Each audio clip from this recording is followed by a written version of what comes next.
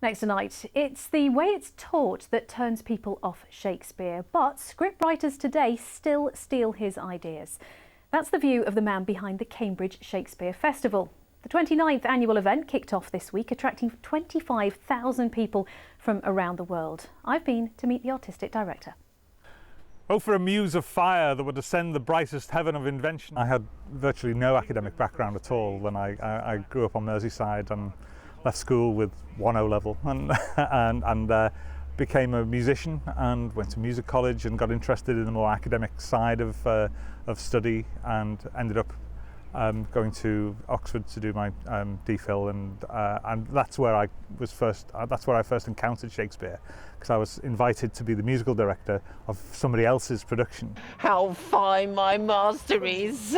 I'm afraid he will chastise me. The language is absolutely fantastic, and the idea that it's some way kind of clever or abstruse or is absolute nonsense. One of the things that I'm really pleased about the Shakespeare Festival is that we have children coming to the festival all the time. They'll come and see shows like The Tempest that some adults will struggle with because the language is quite complex, but for children they don't see it that way. No one's told them it's hard yet. So they accept it because the visual component conveys the meaning as well as the language. But it's not supposed to be studied and it's not supposed to be read. It's supposed to be experienced and seen. Obviously, people do study it. We know that the current curriculum says that pupils aged between 11 and 14 are supposed to study 2 Shakespeare plays. Do you think that's right? It's still relevant? It should still be there? It's absolutely relevant. The thing is, any Shakespeare play you go and see, the characters are so keenly drawn that we know them.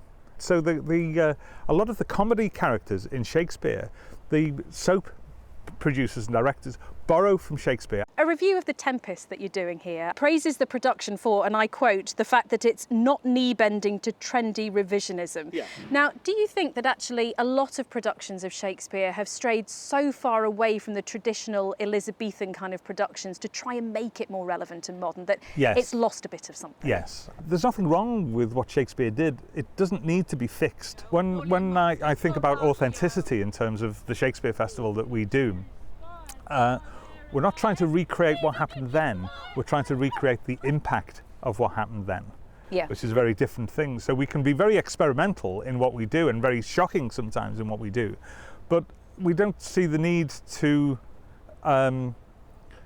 rethink Shakespeare's play because he was actually pretty good. Do you think this festival would work anywhere?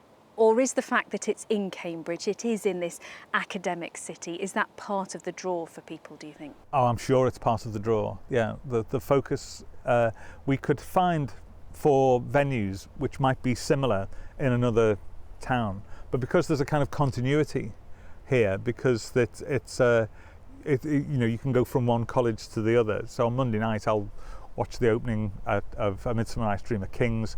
I'll walk a couple hundred yards down the road to see the opening of The Tempest at St John's, and it's all part of the same community. From my point of view, I can't actually imagine not doing it now. Although a week from now I can guarantee I will say, that's it, never again.